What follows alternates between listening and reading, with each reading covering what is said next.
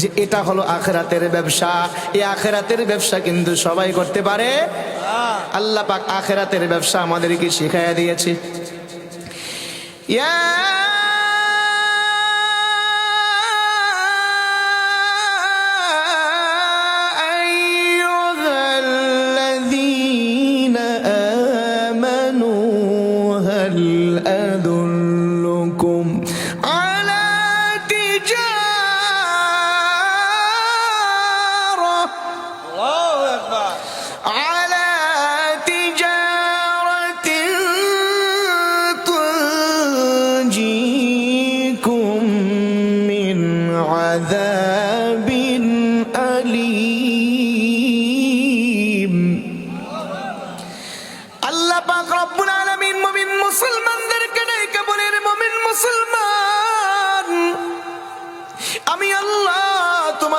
একটা ব্যবসা শিখাচ্ছি, যে ব্যবসা তোমরা যদি করতে পারো,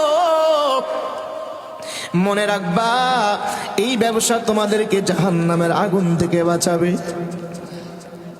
যে ব্যবসা আখিরাতের ব্যবসা, এই ব্যবসা আমাকে আপনাকে জাহান্নামের আগুন থেকে বাঁচাবে। দুনিয়ার ব্যবসা আমাকে জাহান্নামের আগুনে ঢুকাবে, আর আখিরাতের ব্যবসা আমাকে জাহান্নামের আগুন থেকে বাঁচাবে। ও আল্লাহ পাকের বান্দা, এই জন্য এমন ব্যবসা করা চাই যে ব্যবসা দুনিয়াতেও শান্তি, আখিরাতেও শান্তি। ও আল্লাহ পাকের বান্দা, সাহাবী এমন ব্যবসা করিয়া জান্নাতের জামিনদার পয়গম্বরকে বানাইলেন। ও আল্লাহ পাকের বান্দা, জান্নাতের এই বাবুরা বাগান বিক্রি করিয়া নিজের স্ত্রী বললে, এটা হলো এতদিনে ব্যবসার মতো ব্যবসা, যেমন স্ত্রী যেমন স্বামী তেমন তার স্ত্রী। আল্লাহ পাক বলে, জেসার লগে তেসা, জেসার লগে, আমাদের দেশে কয়নি জেসার লগে। আল্লাহ কোরআনে কারীমের মধ্যে বলেন,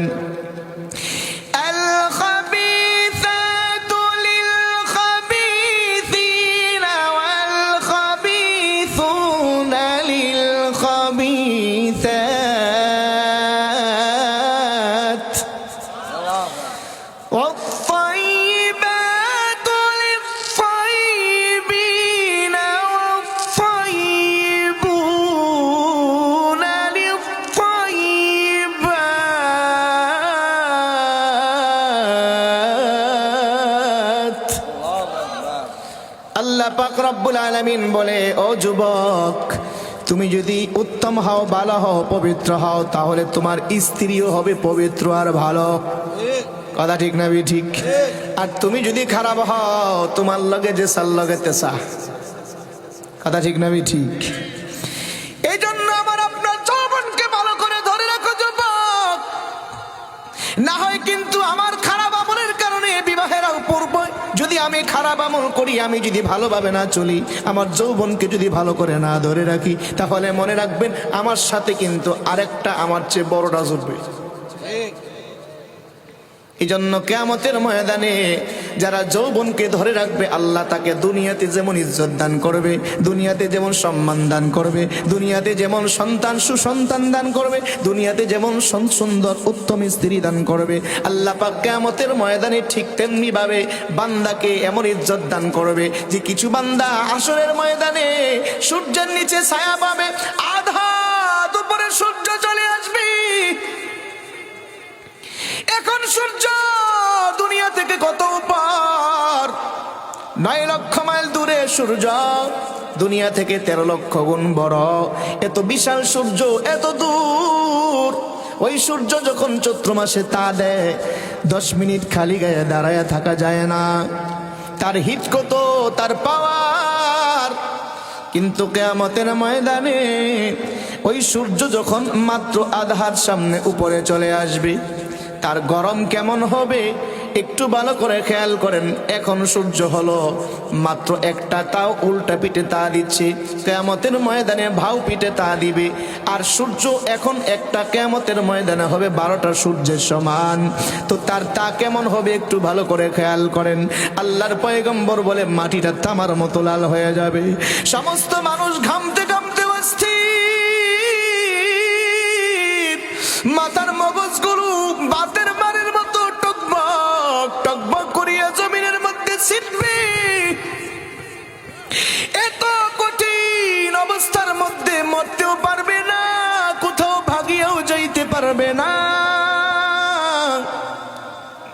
ও আল্লাহ পাকের বান্দা, আল্লাহ পাক রব্বুল আলামিন কোরআনে কারীমের মধ্যে বলেন, এত কঠিন, এত গরম, এত আযাব হওয়ার পর সে মরতেও পারবে না, ভাগিয়াও যাইতে পারবে না।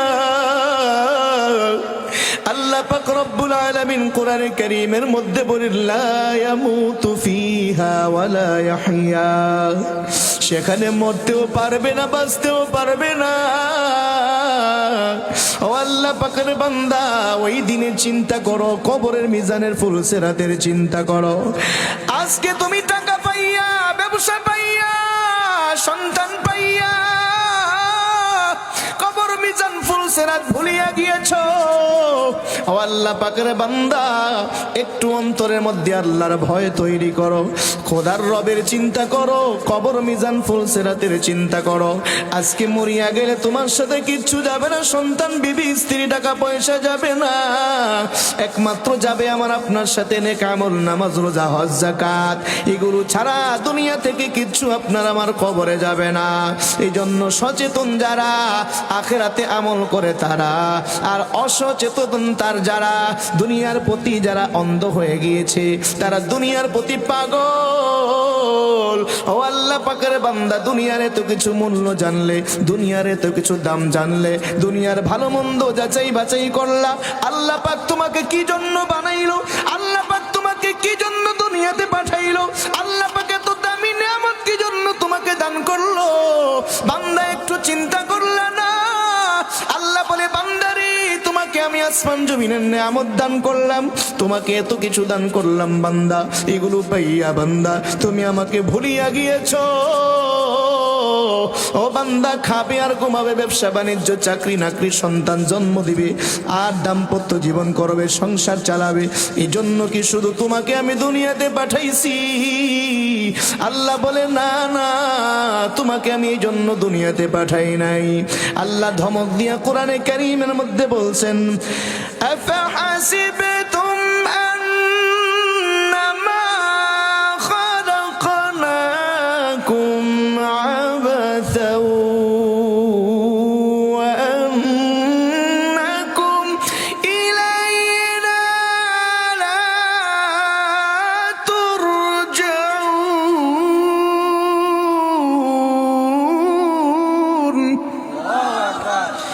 আল্লাহ পাক রব্বুল আলামিন বলে, তুমি কি ধারণা করে আছো বান্দা তোমাকে আমি অযথায় বানাইছি? না না, তোমাকে আমি অযথায় বানাই নাই। ও বান্দা, তোমাকে আমি বানাইছি একমাত্র আমার ইবাদত করার জন্য। আল্লাহ বলে, ওয়ামা খালাকতুল জিন্না ওয়াল ইনসা ইল্লা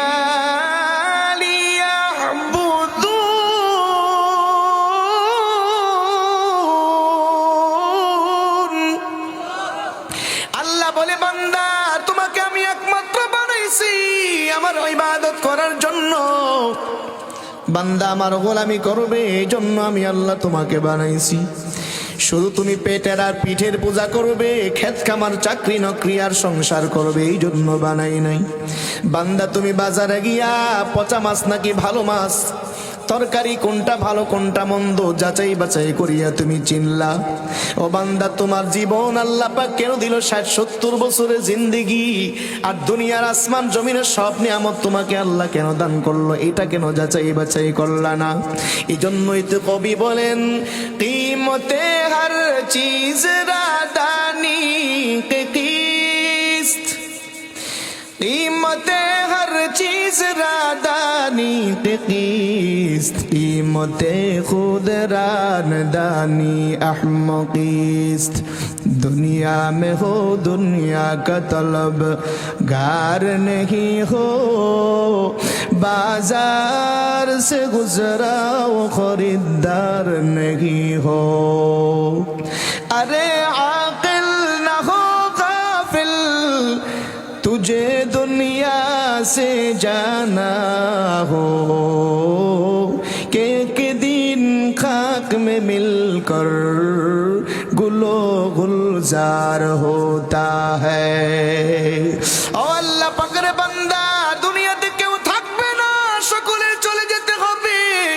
এজন্য আমার আপনার কিমত, আমার আপনার কদর, আমার আপনার দাম আল্লাহ দিয়েছে।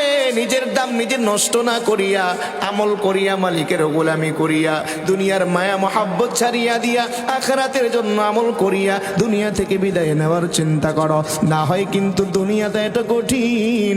ইমাম গাজ্জালী রহমাতুল্লাহি আলাইহি একটা সুন্দর উপমা দিয়া, দৃষ্টান্ত দিয়া সুন্দরভাবে বুঝিয়েছেন। ও আল্লাহ পাকের বান্দা, ইমাম গাজ্জালী রহমাতুল্লাহি আলাইহি বলেন, এক ব্যক্তি রাস্তা দিয়ে হাঁটছে, হঠাৎ করিয়া দেখে রাস্তার মধ্যে বিশাল ভয়ঙ্কর এক বাঘ এসে উপস্থিত হয়ে গিয়েছে। বাঘকে দেখিয়া সে বড় প্রেশান, এখন তো বাঘ আমাকে হামলা করবে। আর বাঘের হামলা থেকে বাঁচার জন্য সে খুব দ্রুত নিজের জীবন দিয়া সর্বোচ্চ চেষ্টা করিয়া এবার দৌড়াতে শুরু করলো। সামনের দিকে অগ্রসর হতে হতেই দেখে সামনে একটি আছে কূপ। এখন গাছও নাই, পালাও নাই, কোথায় গিয়ে পলাবে, কোথায় গিয়ে সে লুকাবে। চিন্তা করলো, এখন আমি কূপের মধ্যে ঝাঁপ দিব, তো অন্তত আমাকে বাঘের আঘাত থেকে, বাঘের থাবা থেকে আমাকে বাঁচতে হবে। কারণ বাঘ তো আর কূপের নিচে লাফ দিয়ে পড়বে না। এই জন্য আমাকে কূপের ভিতরে পড়ার পর ওইখান থেকে আমি কোনো সময় না কোনো সময় উঠতে পারবো। এই চিন্তা করিয়া তিনি কূপের মধ্যে লাফ দিছেন। লাফ দিয়া এবার দেখতেছে, লাফ দেওয়ার শুরুতে এবার চিন্তা করতেছে, উপরে সামনে আসতেছে বাঘ, আর কূপের নিচে দেখা যায় বিষধর ফেনা ধরিয়া কালো সাপ। এখন যদি সে কূপের মধ্যে লাফ দেয়, তাহলে নিচে যাওয়ার পর তাকে বিষধর সাপ সবল দিবে। এখন সে ভয়ঙ্কর অবস্থার মধ্যে আছে, কি করবে চিন্তা করলো। লাফ দিব, যদি লাফ দেই তাহলে সাপ আমাকে ধরবে, লাফ না দিলে বাঘ আমাকে ধরবে। এখন কি করবেন চিন্তায় বড় অস্থির। ভালো করে খেয়াল করলো, দেখলো কূপের মধ্যখানে কিছু গাছ আছে, গাছের শিকড়গুলো মোটামুটি খুব শক্ত। চিন্তা করলেন, তো অন্তত আমাকে গাছের শিকড়গুলো ধরিয়া কূপের মধ্যখান জায়গার মধ্যে আমাকে ঝুলে থাকতে হবে। এই কূপের মধ্যখান জায়গার মধ্যে ঝুলে থাকলে আমাকে সাপ ধরতে পারবে না, আমাকে বাঘও হামলা করতে পারবে না, কিছুক্ষণ নিজের জীবনটাকে আত্মরক্ষা করা যাবে। এই চিন্তা করিয়া তিনি ওই গাছের মধ্যে ধরিয়া ঝুলন্ত অবস্থায় পড়ে গেছে। এবার কিছুক্ষণ থাকার পর চিন্তা করলো, উপরের দিকে তাকায়া দেখতেছে যে একটা ইঁদুর আসিয়া তার ওই গাছের গোড়াগুলো ঠোকর দিয়ে দিয়ে আস্তে আস্তে কাটা শুরু করছে। এখন সে চিন্তা করলো, আমি যদি এখন ওই ইঁদুরগুলো আমার গাছের শিকড়গুলো কাটিয়ে ফেলে, তাহলেই তো আমি নিচে পড়ে যাব। এখন কি করা দরকার চিন্তা বিকির করিয়া কোনো কিছু রাস্তা না পাইয়া পাশেই দেখতেছে ওই শিকড়ের পাশে একটা দেখা যাচ্ছে মধুমাছি, যেখানে মধু বাসা করেছিল, মধু চলে গেছে, পাখিগুলো চলে গেছে, পোকাগুলো চলে গেছে, কিন্তু ওইখানের মধ্যে মধুগুলো আছে। এবার ওই বেচারা সব পেরেশানি বাদ দিয়া, বাঘের পেরেশানি, সাপের পেরেশানি, আর ইঁদুরের কাটার পেরেশানি সব কিছু বাদ দিয়া এবার হাত দিয়া সে ব্যক্তি হাতে মধু নিয়া মধু চাটতে শুরু করলো। আর মধু চাটতে চাটতে ওই 3 কঠিন অবস্থার কথা সে ভুলিয়া গেছে। ও আল্লাহ পাকের বান্দা, ইমাম গাজ্জালী রাহিমাহুল্লাহ এই মেসালটাকে, উদাহরণটাকে সুন্দরভাবে দৃষ্টান্ত দিয়া বোঝাতে চাচ্ছে। ওই যে বাঘ, এই বাঘটা হলো আজরাইল আলাইহিস সালামের দৃষ্টান্ত। আজরাইল আমাদেরকে দৌড়াচ্ছে, আমাদেরকে ধরার জন্য। আর কূপের নিচে যে সাপ, বিষধর সাপ, ওটা হলো কবর, জাহান্নামের শাস্তি। ও আল্লাহ পাকের বান্দা, আর যে জীবন আত্মরক্ষা করার জন্য শিকড়ের মধ্যে ধরে আছে, ওটা তার হায়াত জীবন। আর ইঁদুর তার হায়াতটাকে, ওই হায়াতটাকে সে কাটতেছে, আর অপর দিকে সে মধু সংরক্ষণ করছে। এটা হলো তার দুনিয়ার জীবন, দুনিয়ার আনন্দ উল্লাস, দুনিয়ার মায়া মহাব্বত, দুনিয়ার ভালোবাসা, এগুলো সে দেখা এখন তার স্বাদ মুখে দিয়া 3 অবস্থার পেরেশানি সে ভুলিয়া গেছে। ও আল্লাহ পাকের বান্দা, এই মধুর মতো এমন মিষ্ট পাইয়া, দুনিয়ার রং তামাশা দেখিয়া তুমি আখিরাতকে ভুলে গিয়েছো। হঠাৎ করিয়া যখন ইঁদুরের মাধ্যমে কাটতে কাটতে তোমার হায়াত শেষ, আজরাইল তোমাকে থাবা দিয়া ধরবে, আর রূহটাকে, প্রাণ পাখিটাকে ছিনায়া নিয়ে যাবে, তখনই কবরস্থ করা হবে। ও আল্লাহ পাকের বান্দা, আজকে আমরা দুনিয়ার জন্য এত পাগল, এত মায়া, এত মহাব্বত। দুনিয়া কিন্তু নোংরা, দুনিয়া কিন্তু পচা জায়গা। আল্লাহর পয়গম্বর জনাবে মুহাম্মদুর রাসূলুল্লাহ সাল্লাল্লাহু আলাইহি ওয়াসাল্লাম বলেন, আল দুনিয়া দারু মান লা দার লাহু ওয়া মালু মান লা মাল লাহু ওয়া লাহা ইয়াজমাউ মান লা আকল লাহু। যার দুনিয়াতে বাড়ি বাড়ি করে আসল তার বাড়ি নয়, দুনিয়াতে যে মাল মাল করে আসল তার মাল নয়। এরপরেও এগুলো জানার পর যারা বাড়ি করে, বাড়ি বাড়ি করে, যারা মাল মাল অর্জন করে আবার মাল মাল করে, আল্লাহর পয়গম্বর বলেন আসলে তাদের বিবেক বুদ্ধি বলতে কিছু নাই, আসলে তাদের আকল নাই। আল্লাহর পয়গম্বর বলেছে, ও আল্লাহ পাকের বান্দা, এরপরেও আমরা দুনিয়ার জন্য এত পাগল। দেখেন দুনিয়ার ব্যাপারে আরবি প্রবাদের মধ্যে এসেছে, যদি অনেকে এটাকে হাদিস বলা হয়, যেমন আদ-দুনিয়া জিফা ওয়া তালিবুহা কিলাব। দুনিয়াটা হলো পচা জানোয়ারের মতো, আর তার অন্বেষণকারী হলো কুকুরের মতো।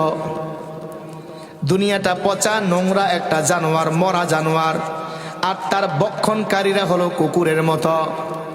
একটা দৃষ্টান্ত, এই দৃষ্টান্তটা দুনিয়া এবং দুনিয়ার অর্জনকারী যারা, তাদের সাথে কুকুরের সাথে আর পচা জানোয়ারের সাথে কেন তুলনা দিলেন? মোটামুটি 4টা কারণে তুলনা দিয়েছেন। কয়টা কারণে? 1 নম্বর কারণ হলো, কুকুর যখন পচা জানোয়ার খায়, খাওয়ার সময় সে যত বড় পচা জানোয়ারই হোক না কেন, চাই একবারে উটের অথবা হাতি জানোয়ারই হোক, একটা কুকুর পাইছে, সে একাই এমন ভাবে বইসা 2 হাত পা আর হাত দিয়া ওইটার উপর দিয়া এমন ভাবে খায়, অন্য কুকুর জাতি তার স্বজাতিরা আসলে সে একা পুরা এই পচা জানোয়ারটা খাইতে পারবে না, সেও জানে, কিন্তু তার জাতিভাইদেরকে খাওয়ার মধ্যে অংশগ্রহণ করায় না, বরং অল্প কিছু খেয়ে এটাকে পাহারা দিয়া দিয়া রাখে। আর যখন তার স্বজাতি কেউকে দেখো ঘেউ করে তাদেরকে দেউরা একবারে বর্ডারে দিয়ে আসে। কথা ঠিক না বেটি? অর্থাৎ বোঝাইতে চায় পুরাটা আমি একাই খাবো, তোদের খাওয়ার কোনো সুযোগই নাই। এটা হলো কুকুরের একটা অভ্যাস। আবার দেখেন কাক, কাকের সাথে কেন তুলনা দেওয়া হলো না? কাকও তো পচা জানোয়ার খায়। কথা ঠিক না বেটি? কিন্তু কাকের অভ্যাস হইল, একটা যদি কোনো মরা পচা জানোয়ার পায়, সে একা ততক্ষণ পর্যন্ত খায় না, মরা জানোয়ারটা দেখলে কা কা শুরু করে তার স্বজাতিদেরকে ডাকতে থাকে। কথা ঠিক না বেঠিক? স্বজাতিদেরকে নিয়ে একসাথে সবাই তখন পচা জানোয়ার খাইতে থাকে। এটা হলো কাকের একটা অভ্যাস। আর কুকুরের অভ্যাস হলো সমস্তটা সে নিজেই খাবে, অন্য স্বজাতিদেরকে খাইতে দিবে না। এই স্বভাবটা মানুষের আছে না নাই? কথা কয়টা মানুষের আছে না নাই?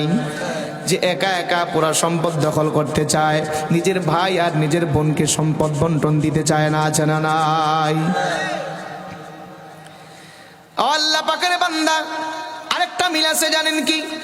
কুকুর এমন এক জাতি, কুকুর দিনের বেলাও খায়, রাতের বেলাও খায়। কথা ঠিক না? ঠিক, রাত্রেও খায়, দিনেও খায়। কিন্তু কাক তার সাথে দৃষ্টান্ত কেন দিলেন না? কয়েক কাক সন্ধ্যা হওয়ার আগেই যত দামি খাবারই হোক না কেন বাড়িতে চলে যায়, রাতের বেলা আর কাক খায় না। কথা ঠিক না বেঠিক? আল্লাহ পাকের বান্দা, কুকুর এমন একটা জাতি, যেই জাতি তার সামনে স্বজাতি ভাইদেরকে খায়। স্বজাতি ভাই কুকুর একটা মারা গেছে, এই মারা, এটা কি তার জাতি ভাই নাকি অন্য কিছু? আর বিশ্লেষণ নাই, পাইছে তো খাওয়া শুরু করছে। হাড্ডি পাইলে হাড্ডি শুদ্ধ খাওয়া শুরু করে। নামাজ কাজা করব না, আল্লাহর দরবারে বলো, আর দুনিয়ার জন্য সুদ খাবো না, দুনিয়ার জন্য আর ঘুষ খাবো না, দুনিয়া ইনকাম করার জন্য মদ গাঁজা আর ভক্ষণ করব না, আর হারাম পানি শরাব পান করব না, হারাম ব্যবসা আর করব না। ও আল্লাহ পাকের বান্দা, দুনিয়া কামাই করিয়া হারাম ভাবে কেউ দুনিয়া খাইয়া যাইতে পারে না। আমার আপনারে হারাম টাকা জমা করিয়া খাবে অন্যজন, আর এই টাকার হিসাব কিয়ামতের ময়দানে আপনাকে দিতে হবে। এই জন্য এই সমস্ত ভ্রান্ত চিন্তা বাদ দিয়া মালিকের কাছে হাত তুলিয়া তওবা করিয়া খাঁটি মুসলমান হইয়া আল্লাহ পাকের দরবারে নির্জনে তওবা করো। আর বলো, আল্লাহ আর করব না। কোন বান্দা যদি নির্জনে বসিয়া আল্লাহকে ডাকে, আল্লাহ পাক বলে ওয়াযাকারুল্লাহ খালিয়ান ফাফাদাত আইনা। কোন বান্দা যদি নির্জনে আল্লাহকে স্মরণ করিয়া দুই ফোঁটা চোখের পানি ছাড়িয়া আল্লাহর দরবারে মাফ চায়, আল্লাহ পাক রব্বুল আলামিন আরশ আযীমের নিচে বান্দাকে কিয়ামতের ময়দানে ছায়া দিবে। ও আল্লাহ পাকের বান্দা,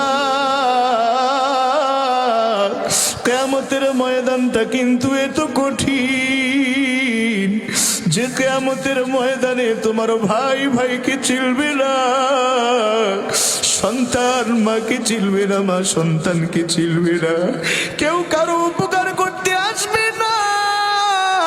আল্লাহ পাক কোরআনে কারীমের মধ্যে বলছে, ইয়াউমা ইয়াফিরুল মারউ মিন আখিহি ওয়া উম্মিহি ওয়া আবিহি ওয়া সাহিবাতিহি ওয়া বানিহি লিকুল্লি ইমরিইন মিনহুম ইয়াউমাইযিন শা'নুন ইউগনি।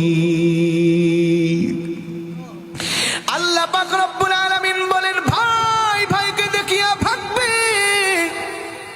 সন্তান মাকে দেখিয়া ভাগবে, মা সন্তানকে দেখিয়া ভাগবে, কেউ কারো পরিচয় দিবে না, কেউ কারো উপকারও করবে না। ও আল্লাহ পাকের বান্দা, ওই কঠিনময় পরিস্থিতির মধ্যে কিয়ামতের ময়দানে যদি আপনার চোখের পানি দুনিয়াতে আল্লাহর দরবারে কবুল হইয়া যায়, চোখের পানি যদি আল্লাহর দরবারে কবুল হইয়া গিয়া আল্লাহ যদি আপনাকে মাফ করিয়া দেয়, আল্লাহ যদি আপনার তওবা কবুল করিয়া নেয়, তাহলে দুই ফোঁটা চোখের পানির এত দাম যে আপনি কিয়ামতের ময়দানেও মুক্ত পাবেন, হাসর মিজানেও মুক্ত পাবেন, আপনি কবরের আযাব থেকেও মুক্ত পাবেন। ও আল্লাহ পাকের বান্দা, জাহান্নামের আগুনকে নিবানোর জন্য দুনিয়ার ৭ সমুদ্রের পানি ঢেলিয়া দিলেও জাহান্নামের আগুন বন্ধ করা যাবে না। চোখের পানির এত দাম, ১ ফোঁটা ২ ফোঁটা চোখের পানি যদি কিয়ামতের ময়দানে হাসরে যদি জাহান্নামের উপর ছিটায় দেওয়া হয়, ওই জাহান্নামের আগুন সাথে সাথে বন্ধ হয়ে যাবে। ও আল্লাহ পাকের বান্দার জন্য চোখের পানির বড় দাম। তাহাজ্জুদ পড়ার অভ্যাস করো, ৫ ওয়াক্ত নামাজ পড়ার অভ্যাস করো। আল্লাহর কাছে যখন কিছু চাইবা নামাজের মাধ্যমে চাও।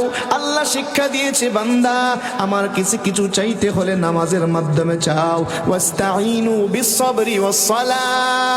ও বান্দা, ধৈর্য আর নামাজের মাধ্যমে আমার কাছে তোমরা সাহায্য চাও। ধৈর্য ধরো, নামাজ পড়ো আর আমার কাছে সাহায্য চাও। আমি আল্লাহ তোমার চাওয়াকে আমি পুরা করে দিব। এই জন্য আল্লাহর কাছে চাও নামাজ আর ধৈর্যের মাধ্যমে। আল্লাহকে ছাড়া কেউ কিছু দিতে পারে না, টাকা দিতে পারে না, সম্পদ দিতে পারে না, ইজ্জত দিতে পারে না, বাড়ি গাড়ি দিতে পারে না, সন্তান দিতে পারে না, স্ত্রী দিতে পারে না। কোনো পীর সাহেব দেয় নাকি? জোরে বলে না, দেয় নাকি? পীর সাহেবের দরবারে না গিয়া, বাবার দরবারে, খাজার দরবারে না গিয়া, আরে রাতে না দাঁড়িয়ে গভীর রজনীতে আসমানের মালিকের কাছে হাত তোলে আর বলো, আল্লাহ আপনার কাছে কোনো কিছুর অভাব নাই। ওয়া ইম মিন শাইইন ইল্লা ইনদানা খাযাইনু। আয় আল্লাহ, আপনার কাছে প্রত্যেক বস্তুরই তো ভান্ডার আছে। আয় আল্লাহ, কোনো কিছুর অভাব তো আপনার কাছে নাই।